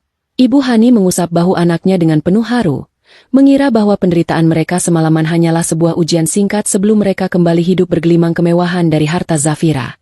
Dengan langkah yang dibuat seangkuh mungkin, mereka berjalan mengikuti petunjuk dari kepala keamanan menuju ruang tunggu khusus. Mereka melangkah masuk ke dalam kotak besi mewah yang akan membawa mereka naik ke lantai tertinggi gedung ini. Lukman merapikan rambutnya dengan tangan kosong, menyiapkan senyum paling manis, sama sekali tidak menyadari bahwa jalur kehormatan yang ia lewati saat ini adalah jembatan menuju penghakiman paling kejam dalam hidupnya. Pintu tertutup perlahan, membawa mereka naik menuju puncak kehancuran yang sudah disiapkan dengan sangat sempurna oleh sang ratu. Mesin pembawa naik bergerak mulus membelah puluhan lantai bangunan raksasa menuju puncak kekuasaan. Di dalam ruangan sempit berlapis cermin pelindung, Lukman terus mematut dirinya. Ia merapikan kerah bajunya yang kusut akibat tidur di jalanan, menyisir rambutnya menggunakan jari, dan berusaha menampilkan senyum setampan mungkin. Kepalanya dipenuhi oleh hayalan yang sangat menyenangkan. Ia meyakinkan dirinya sendiri bahwa Zafira masih menyimpan cinta yang dalam untuknya. Panggilan masuk melalui jalur kehormatan ini adalah bukti nyata bahwa mantan istrinya itu tidak tega melihat penderitaannya. Lukman merencanakan setiap kata manis yang akan ia ucapkan. Ia berniat memeluk Zafira, meminta maaf secara berlebihan, lalu perlahan meminta suntikan dana tanpa batas. Ia yakin pesonanya bisa menaklukkan hati wanita berhijab yang selama 3 tahun selalu melayaninya dengan patuh. Di sebelah Lukman, Ibu Hani berdiri dengan sikap congkak yang perlahan kembali menguasai dirinya. Wanita parubaya itu membersihkan noda tanah di ujung lengannya dengan perasaan bangga yang membumbung tinggi. Semua ketakutan semalaman akibat dikejar penagih utang kini menguap tak bersisa. Ia merasa putranya telah membuat langkah yang sangat brilian dengan mendatangi pusat kekuasaan ini. Di dalam hatinya, Ibu Hani bahkan sudah menyusun rencana tentang bagaimana ia akan mengatur ulang tata letak rumah mewah yang akan dibelikan oleh Zafira nanti. Ia merasa berhak mendapatkan kompensasi besar atas penderitaan yang ia alami tadi malam. Kesombongan dan keserakahan benar-benar telah membutakan mata hati ibu dan anak ini, membuat mereka lupa pada segala caci maki yang baru saja mereka lontarkan kemarin pagi di depan gedung pengadilan. Suara denting pelan terdengar nyaring, menandakan perjalanan vertikal mereka telah tiba di lantai paling atas. Pintu besi bergeser terbuka perlahan, menyajikan hembusan udara dingin yang langsung menyapu wajah kusam mereka. Lukman melangkah keluar dengan dada membusung, melangkah pasti melewati ambang pintu. Namun, pemandangan di balik pintu itu seketika membuat langkah kakinya terhenti. Senyum manis yang sudah ia siapkan perlahan memudar, digantikan oleh kebingungan yang sangat besar. Tempat ini bukanlah ruang tunggu tamu yang nyaman atau ruangan pribadi tempat sepasang mantan suami istri bisa memadu kasih kembali. Mereka berdua melangkah memasuki sebuah ruang pertemuan raksasa yang luar biasa megah dan mengintimidasi. Dinding ruangan luas ini terbuat dari kaca tebal yang tembus pandang, memperlihatkan hamparan lautan bangunan kota dari titik yang paling tinggi. Pemandangan itu memberikan kesan yang sangat kuat bahwa siapapun yang berada di dalam ruangan ini adalah pemegang kendali dunia di bawah sana. Lantainya dilapisi karpet berbulu tebal yang langsung meredam suara langkah kaki mereka. Di bagian tengah ruangan, membentang sebuah meja panjang utuh yang terbuat dari kayu berkualitas tinggi. Puluhan pengusaha besar, wajah-wajah petinggi yang biasanya hanya bisa dilihat Lukman melalui siaran berita ekonomi, kini berdiri mengelilingi meja panjang itu. Sikap tubuh para tokoh penting itu menunduk hormat ke arah satu titik yang berada di ujung meja utama. Di kursi kekuasaan tertinggi itulah Zafira duduk dengan sangat tenang. Penampilan Zafira saat ini benar-benar berbeda dari wanita biasa yang selama ini dikenal oleh Lukman. Ia memancarkan aura kepemimpinan absolut yang sangat kuat. Pakaian muslimahnya dirancang dengan potongan elegan yang membalut tubuhnya dengan sempurna, menyiratkan harga yang tidak ternilai tanpa perlu memamerkan kilauan perhiasan sedikit pun. Kain hijab menutupi kepalanya dengan sangat rapi, membingkai wajah cantiknya yang kini terlihat sedingin es di kutub utara. Tidak ada sedikit pun senyum kerinduan atau belas kasihan di bibir wanita itu. Sorot matanya sangat tajam, menatap lurus ke arah pintu masuk dengan kewibawaan seorang penguasa tertinggi. Kenyataan ini menghantam dada Lukman dengan kekuatan yang melumpuhkan. Pria yang tadinya berniat merayu itu kini mendadak merasa sangat kerdil, layaknya sebutir pasir yang berani menantang badai besar. Zafira mengangkat tangan kanannya dengan gerakan sangat pelan. Gerakan sederhana itu seakan menjadi sihir yang langsung menghentikan semua bisikan di dalam ruangan. Para pengusaha besar itu serentak menahan napas, menunggu perintah langsung dari pimpinan utama mereka. Pertemuan evaluasi hari ini kita cukupkan sampai di sini, ucap Zafira dengan suara yang jernih dan tegas, menggema ke seluruh sudut ruangan. Silakan kembali ke divisi masing-masing dan jalankan semua instruksi pembekuan dana yang sudah saya berikan pagi ini. Saya ingin mengurus tamu pribadi saya sebentar. Mendengar perintah mutlak itu, barisan pengusaha penting itu menundukkan badan mereka secara serentak. Mereka mengucapkan salam perpisahan dengan sangat hormat, lalu berjalan keluar ruangan secara teratur. Beberapa dari mereka menyempatkan diri menoleh ke arah Lukman dan Ibu Hani, memberikan tatapan jijik melihat dua orang berpakaian lusuh berdiri di tempat paling suci bagi pusat ekonomi ini. Pintu ganda berukuran besar kemudian ditarik tertutup rapat oleh petugas keamanan. Kesunyian kini mengambil alih seluruh ruang pertemuan raksasa ini. Suara detak jantung Lukman yang memburu terdengar sangat jelas memecah keheningan yang mencekam. Zafira menyandarkan punggungnya pada sandaran kursi kebesaran. Ia menyilangkan jari-jarinya di atas meja dan menatap lurus ke arah dua orang yang masih berdiri mematung di dekat pintu ganda. Kalian berdua memiliki keberanian yang sangat luar biasa. Buka Zafira memecah keheningan dengan nada suara yang sangat datar. Sama sekali tidak ada emosi di dalamnya. Berani menampakkan wajah di tempat suciku setelah semua ludah dan hinaan yang kalian lemparkan kepadaku kemarin pagi. Katakan padaku, kemana perginya calon istri barumu yang sangat berkuasa itu, Lukman? Mengapa dia tidak memberikan tumpukan uang yang selalu kalian sombongkan? Mendengar nama wanita penipu licik itu diungkit, pertahanan diri Lukman hancur seketika. Harapan palsunya tentang cinta Zafira langsung menguap melihat tatapan menghakimi dari mantan istrinya. Ia akhirnya menyadari dengan akal sehatnya bahwa Zafira tidak pernah bermaksud memanggilnya untuk menyelamatkannya. Mantan istrinya sengaja memanggilnya naik ke ruangan ini hanya untuk memperlihatkan jarak kedudukan mereka yang sudah terlampau jauh. Ketakutan yang amat sangat menyelimuti pikiran Lukman. Kaki pria itu kehilangan seluruh kekuatannya. Lututnya membentur lantai karpet dengan keras. Lukman menjatuhkan dirinya, merangkak maju beberapa langkah, lalu berlutut sambil menangis memohon belas kasihan. Zafira, aku mohon ampun padamu. Tolong ampuni semua kesalahanku. Ratap Lukman dengan air mata berlinang membasahi wajahnya. Tangannya terulur ke depan dengan posisi memelas. Aku buta selama ini. Aku sangat bodoh. Wanita itu ternyata penipu kelas bawah yang sengaja menjebak keluargaku. Perusahaanku hancur tak tersisa. Tempat tinggalku disita orang, dan sekarang nyawaku diincar oleh kelompok penagih utang jalanan yang sangat kejam. Zafira, aku mohon tolong bantu aku melunasi semua pinjaman kotor itu. Aku berjanji akan mengabdi menjadi pelayanmu seumur hidupku. Aku bersedia melakukan apa saja asalkan kamu mau memberikan perlindungan untuk menyelamatkan nyawaku dan ibuku. Melihat putranya bertekuk lutut, Ibu Hani ikut merasakan panik yang luar biasa. Gengsi yang sejak tadi ia pertahankan akhirnya hancur lebur berkeping-keping. Wanita parubaya itu merangkak mendekat, ikut berlutut menangis di samping putranya. Zafira, tolong kami berdua. Nak, ibu memohon padamu dengan sangat. Tolong lunasi pinjaman berbunga tinggi itu. Ibu berjanji tidak akan pernah mengucapkan kata-kata buruk lagi kepadamu. Ibu sangat menyesal. Zafira, tolong selamatkan kami dari kejaran orang-orang jahat itu malam ini juga. Zafira tidak berkedip sedikitpun menyaksikan pemandangan menyedihkan di hadapannya. Ia hanya menatap mereka seperti melihat tumpukan daun kering yang tidak ada nilainya. Hatinya telah tertutup rapat. Tidak ada ruang untuk rasa kasihan. Yang ada hanyalah kepuasan melihat kesombongan musuhnya hancur berserakan di bawah kakinya. Zafira mencondongkan tubuhnya ke depan, menumpukan sikunya pada ujung meja pembatas. Kalian merangkak ke tempat ini untuk memohon uang guna membayar pinjaman pada kelompok jalanan itu. Tanya Zafira perlahan. Nada meremehkan mengalir sangat pekat dari setiap kata yang ia ucapkan. Lukman dan Ibu Hani mengangguk serentak dengan gerakan sangat cepat. Wajah mereka memancarkan harapan terakhir orang yang sedang tenggelam di lautan keputusasaan. Zafira tersenyum sinis. Sebuah senyuman dingin yang jauh lebih mengerikan daripada kemarahan yang meledak-ledak. Sayang sekali harapan kalian harus putus hari ini. Perjalanan kalian jauh-jauh datang kemari untuk menghindari kejaran orang-orang itu ternyata merupakan sebuah kesia-siaan belaka. Tadi pagi, melalui tangan orang kepercayaanku, aku baru saja menyelesaikan transaksi besar. Perusahaanku telah mengambil alih secara resmi seluruh surat perjanjian pinjaman kalian. Aku membeli semua hak tagih pinjaman itu beserta seluruh beban bunganya dari kelompok jalanan yang semalam menghancurkan kediaman kalian. Kalimat itu meluncur sangat pelan namun efeknya bagaikan benda tumpul raksasa yang menghantam ubun-ubun Lukman dengan keras. Pria itu melebarkan matanya menatap Zafira. Mulutnya terbuka menahan napas yang mendadak berhenti mengalir.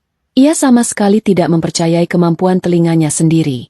Sekarang, kalian tidak lagi berurusan dengan kelompok jalanan itu, lanjut Zafira tanpa ampun, menyudutkan musuhnya ke dasar jurang. Kalian berutang secara langsung dan sah kepadaku. Seluruh sisa harta yang kalian punya, kebebasan kalian untuk bernapas, dan hidup kalian, kini sepenuhnya berada di bawah cengkeramanku. Sang ratu telah menjatuhkan vonis mutlak, dan tidak ada satupun tempat persembunyian yang tersisa bagi Lukman dan ibunya. Keheningan yang luar biasa mencekam langsung menguasai ruang pertemuan raksasa itu sesaat setelah Zafira menyelesaikan kalimatnya. Pernyataan pengambil alihan hak tagih itu bagaikan jerat tali yang tiba-tiba mengikat kuat leher Lukman dan Ibu Hani, membuat mereka berdua kesulitan menarik napas. Akal sehat Lukman meronta keras, mencoba mencari jalan keluar dari labirin keputusasaan yang baru saja dikunci rapat oleh mantan istrinya.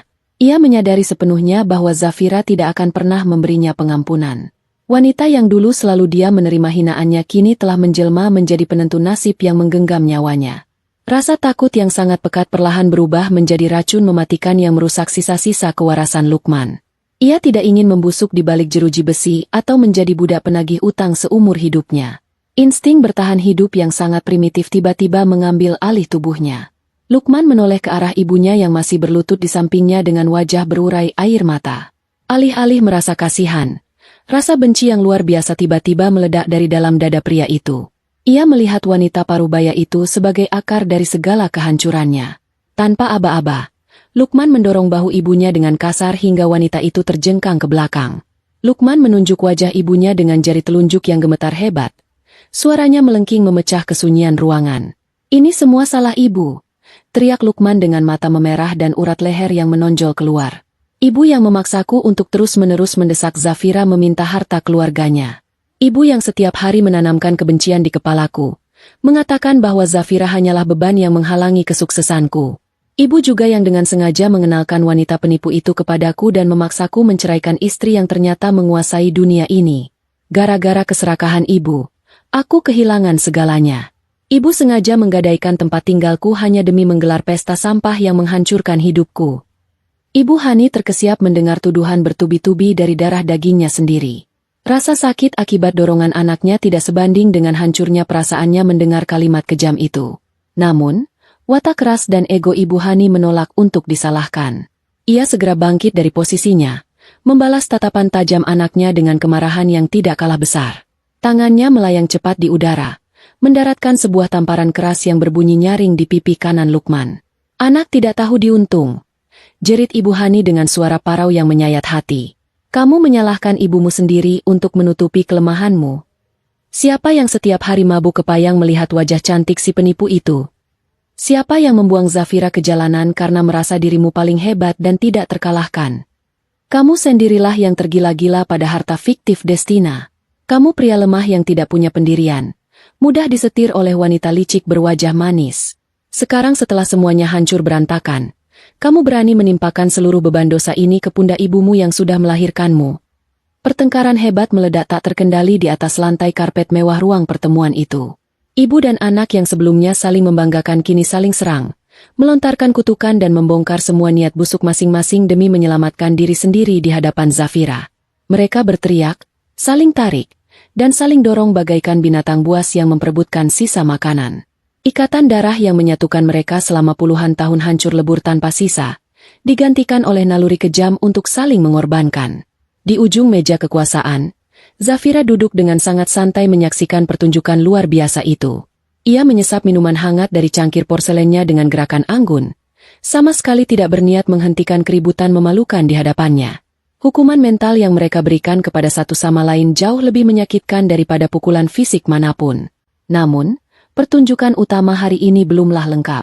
Zafira meletakkan cangkirnya perlahan ke atas meja, lalu menekan sebuah tombol kecil di lengan kursinya. Pintu ganda berukuran raksasa di belakang Lukman dan Ibu Hani tiba-tiba terbuka lebar dengan suara berderit pelan. Pertengkaran ibu dan anak itu terhenti seketika. Perhatian mereka teralih pada masuknya beberapa pria berbadan tegap berpakaian serba hitam. Para petugas keamanan khusus itu tidak datang dengan tangan kosong. Mereka menyeret paksa seorang wanita yang meronta-ronta hebat, berusaha melepaskan diri dari cengkraman kuat para petugas. Pakaian wanita itu sobek di beberapa bagian. Riasan wajahnya hancur berantakan oleh keringat dan air mata, serta ada beberapa luka memar di lengannya. Petugas keamanan melemparkan wanita itu ke lantai, tepat di sebelah Lukman dan Ibu Hani. Wanita itu adalah Destina. Penipu ulung yang berusaha kabur meninggalkan kota semalam ternyata tidak pernah berhasil melangkah terlalu jauh. Pasukan pengamanan bayangan keluarga Iskandar telah mengepung seluruh jalur keluar kota dan berhasil menangkapnya dengan mudah sebelum fajar menyingsing. Ketiga orang yang menjadi sumber penderitaan Zafira kini berkumpul di satu tempat, bertekuk lutut di bawah bayang-bayang kekuasaan sang ratu. Destina mengangkat kepalanya dengan susah payah. Matanya yang liar langsung bertatapan dengan wajah Lukman dan Ibu Hani. Sisa-sisa keberaniannya mendadak bangkit melihat dua orang yang sangat ia benci. "Untuk apa kalian membawa aku ke hadapan para gembel miskin ini?" teriak Destina kepada petugas keamanan, memuntahkan seluruh rasa frustrasinya. Keluarga ini sudah tidak punya apa-apa. Mereka tidak punya uang sepeser pun. "Lepaskan aku tidak ada urusan lagi dengan orang-orang bodoh ini." Lukman yang mendengar hinaan langsung dari wanita yang menguras hartanya menjadi gelap mata. Ia menerjang maju, mencengkeram kerah baju Destina dengan kasar. "Dasar penipu licik. Kembalikan semua uang dan kehidupanku. Kamu menghancurkan masa depanku dengan janji-janji palsumu. Lepaskan tangan kotormu dariku," balas Destina sambil memukul wajah Lukman dengan sekuat tenaga.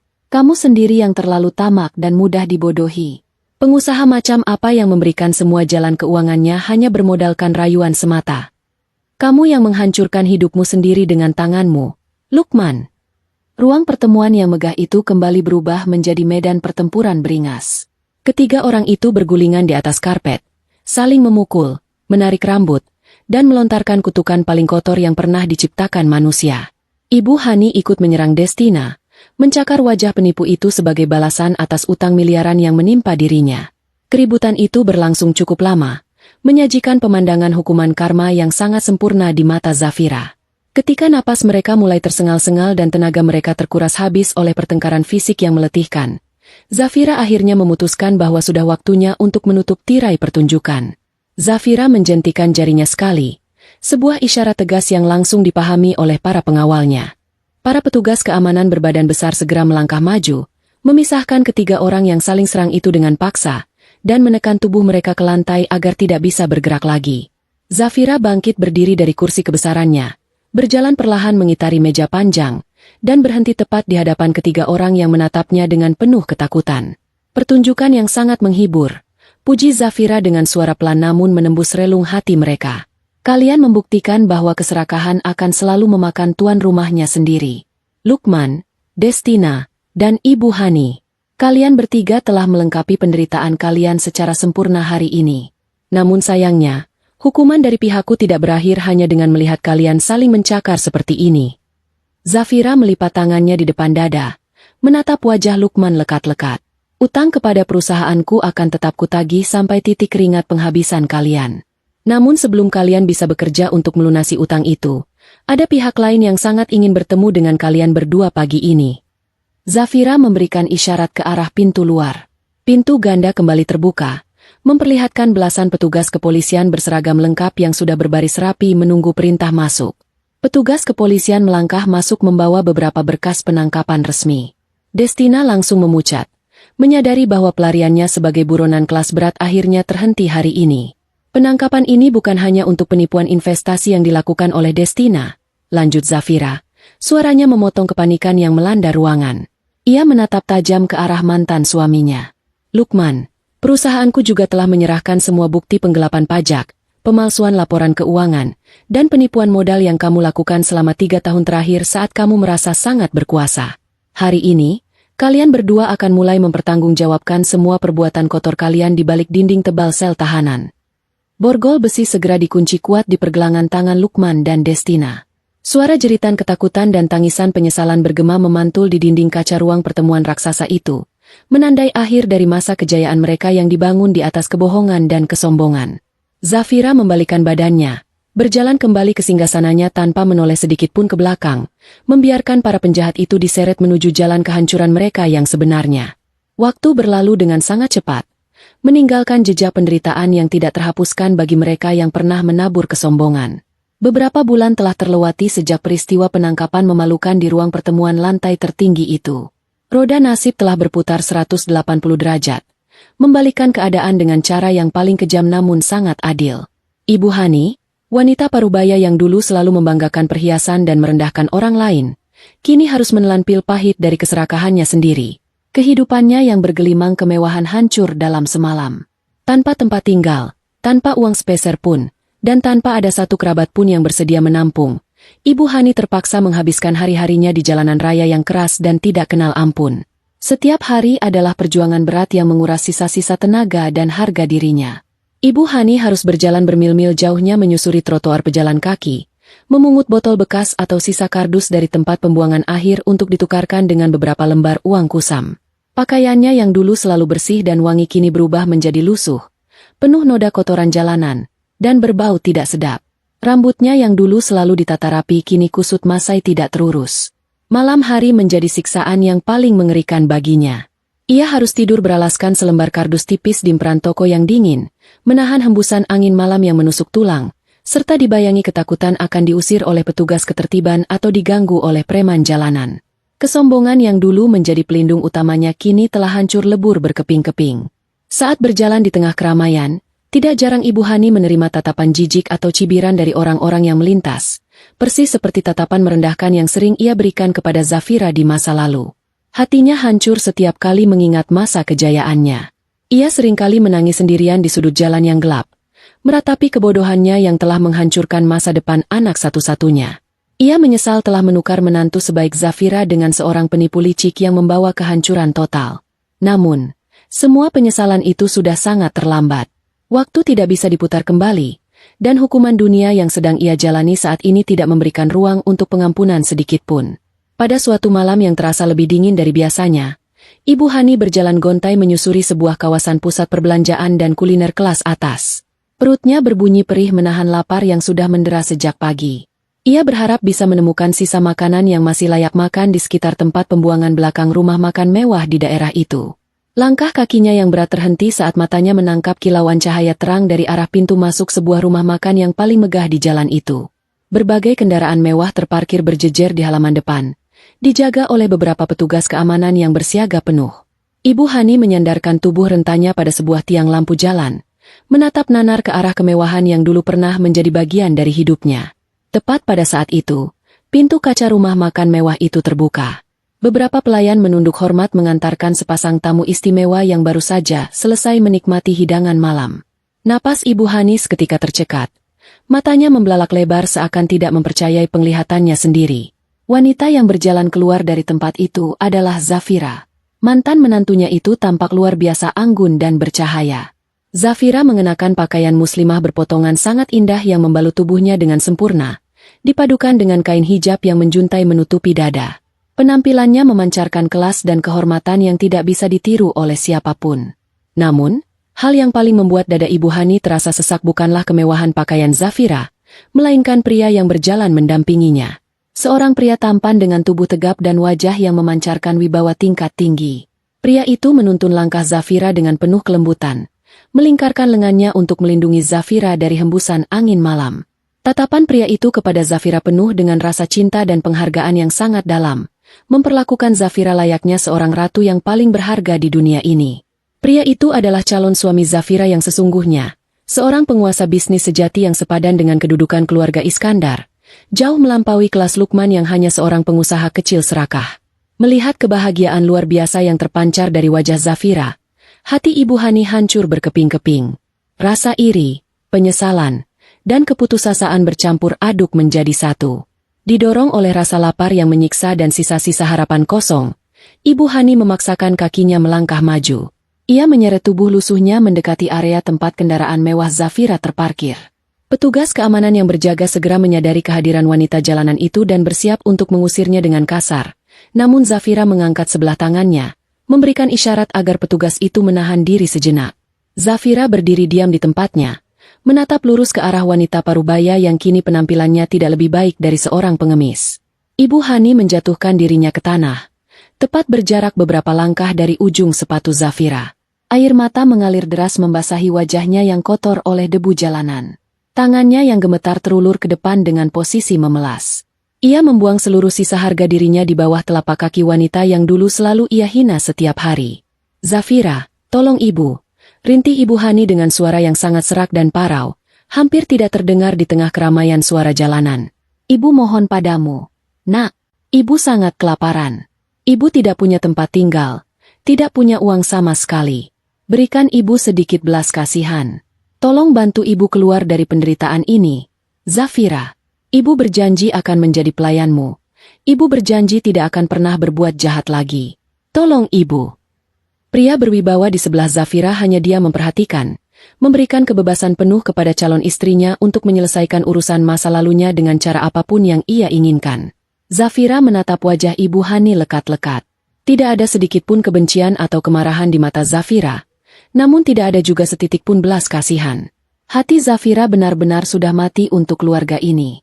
Ia melihat penderitaan Ibu Hani bukan sebagai sebuah tragedi, melainkan sebagai sebuah hasil panen yang sangat pantas dari benih kejahatan yang ditanam wanita itu sendiri. Zafira membuka tas tangannya yang elegan dengan gerakan pelan. Ia tidak mengambil lembaran uang bernilai besar, tidak juga mengambil buku cek. Tangannya hanya mengambil beberapa keping uang logam pecahan kecil. Zafira mencondongkan tubuhnya sedikit, lalu menjatuhkan kepingan uang logam itu ke atas jalan beraspal, tepat di depan lutut Ibu Hani yang sedang bersimpuh. Bunyi dentingan logam beradu dengan aspal terdengar sangat jelas, menyayat hati wanita parubaya itu dengan rasa hina yang tidak terlukiskan. "Ambil ini untuk biaya mencari menantu impianmu," ucap Zafira dengan nada suara yang sangat datar dan sangat dingin, seolah ia sedang berbicara dengan udara kosong. Kalimat itu meluncur tajam, menusuk tepat ke bagian paling dalam dari jantung Ibu Hani. Itu adalah pukulan telak yang mengembalikan semua memori tentang kesombongannya di masa lalu. Zafira kemudian membalikkan badannya dengan anggun. Pria tampan di sebelahnya segera membukakan pintu mobil mewah yang sedari tadi menunggu mereka. Zafira melangkah masuk ke dalam kendaraan itu tanpa menoleh ke belakang sedikit pun. Pintu ditutup rapat, dan mesin kendaraan dihidupkan dengan suara halus. Ibu Hani hanya bisa mematung menatap roda kendaraan mewah itu perlahan bergerak menjauh, membawa Zafira kembali ke singgasana kebahagiaannya yang tidak akan pernah bisa disentuh lagi oleh siapapun dari masa lalunya. Beberapa keping uang logam tergeletak dingin di atas aspal di hadapannya.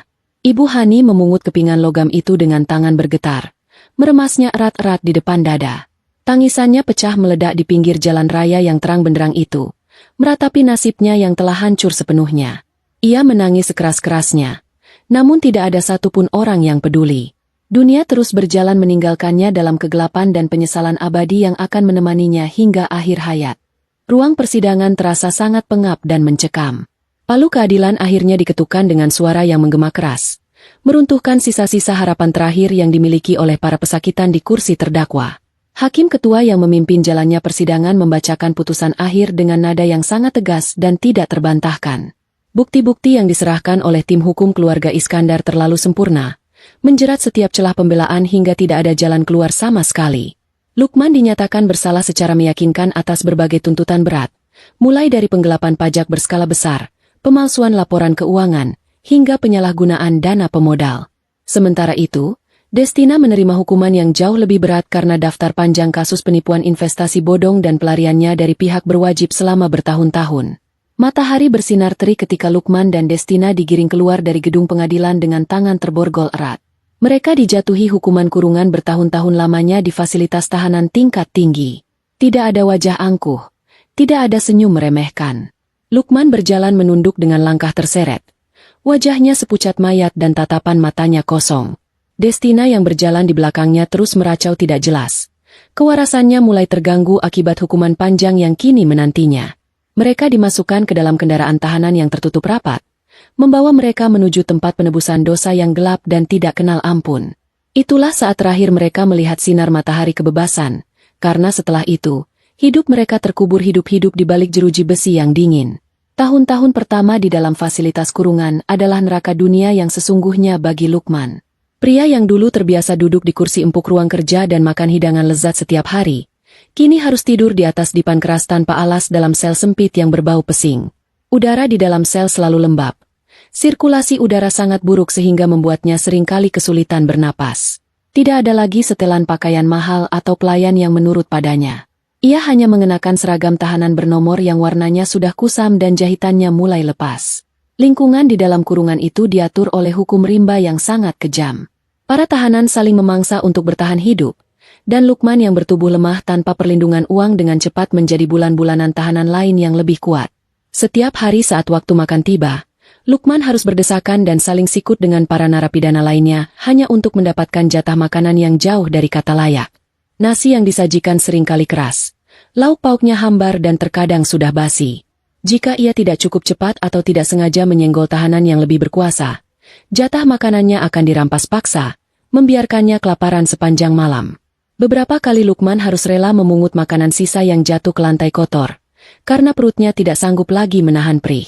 Dalam momen-momen paling menyedihkan itulah, bayangan masakan lezat yang selalu disiapkan Zafira dengan penuh cinta untuknya di masa lalu kembali berkelebat di ingatannya, menyiksa batinnya tanpa henti. Malam hari adalah waktu di mana siksaan pikiran menyerangnya paling hebat. Lukman duduk meringkuk di sudut selnya yang dingin, memeluk kedua lututnya rapat-rapat. Suara dengkuran kasar dari tahanan lain dan sesekali suara teriakan dari sel ujung membuat suasana semakin mengerikan. Dalam kegelapan itu, penyesalan datang bertubi-tubi bagaikan pisau yang mengiris jantungnya secara perlahan. Ia menyadari betapa sempurnanya hidup yang ia miliki dulu saat bersama Zafira. Ia dijaga, dilindungi dari belakang, dan dicintai tanpa syarat.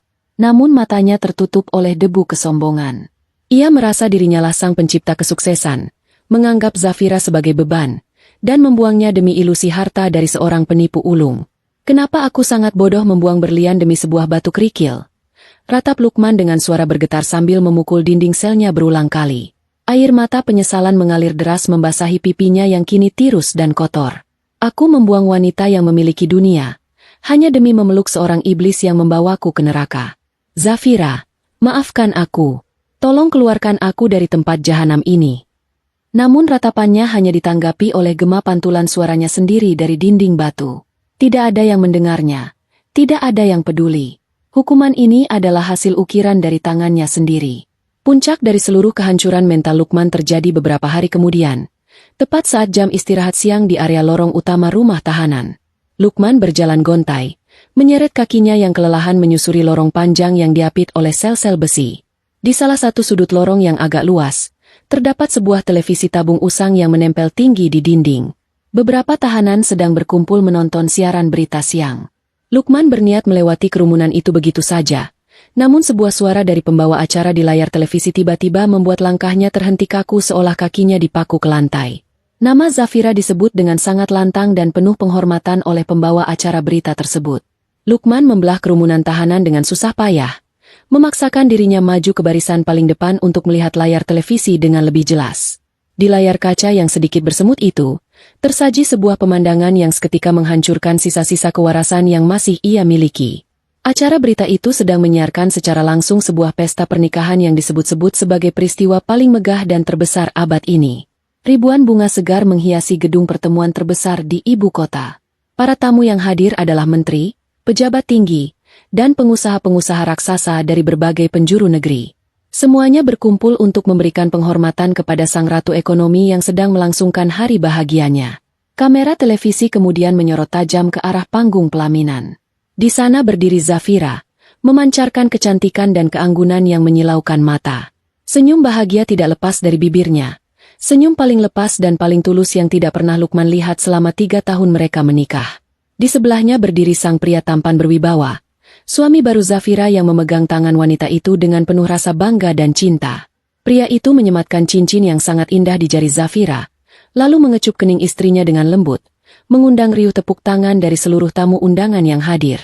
Zafira terlihat sangat sempurna, hidup dalam kebahagiaan sejati yang benar-benar tidak tersentuh oleh duka apapun.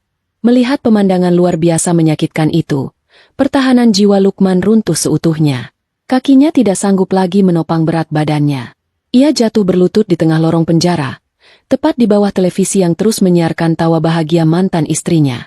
Napas Lukman menjadi sangat pendek dan memburu. Matanya melebar menatap layar. Urat-urat di lehernya menonjol keluar menahan gejolak emosi yang meledak di dalam dada. Rasa sakit yang ia rasakan tidak bisa digambarkan dengan kata-kata. Hatinya seperti diremas kuat lalu dicabik-cabik oleh penyesalan yang tidak ada ujungnya. Air mata mengalir deras dari kedua kelopak matanya. Terasa begitu perih seolah ia sedang menangis darah. Lukman memukul kepalanya sendiri dengan kedua tangannya, menjerit dan meraung-raung sejadi-jadinya di tengah kerumunan para tahanan yang memandangnya kebingungan. Teriakannya melengking menyayat hati, sebuah jeritan keputusasaan dari seorang manusia yang menyadari bahwa ia telah memusnahkan surga dengan tangannya sendiri, dan kini harus menetap di dasar neraka untuk selamanya. Di dalam sel tahanan yang pengap dan bau, penyesalan perlahan menggerogoti dan menghancurkan kewarasannya hingga tidak bersisa. Sementara itu, di luar sana, kehidupan Zafira berjalan menuju cahaya yang gilang gemilang. Layar televisi di hadapan Lukman perlahan memudar menjadi gelap, menandakan berakhirnya siaran berita hari itu. Namun di dalam kepala Lukman, suara riuh tepuk tangan dan tawa bahagia Zafira terus menggema tanpa henti, memantul di dinding-dinding selnya, mengalahkan isak tangisnya yang paling menyedihkan. Sang ratu telah menemukan singgasananya kembali dan hidup abadi dalam kebahagiaan mutlak. Sementara sang benalu serakah harus membusuk dan mati perlahan di dalam sangkar besi. Keadilan telah dijatuhkan, dan karma telah dibayar lunas.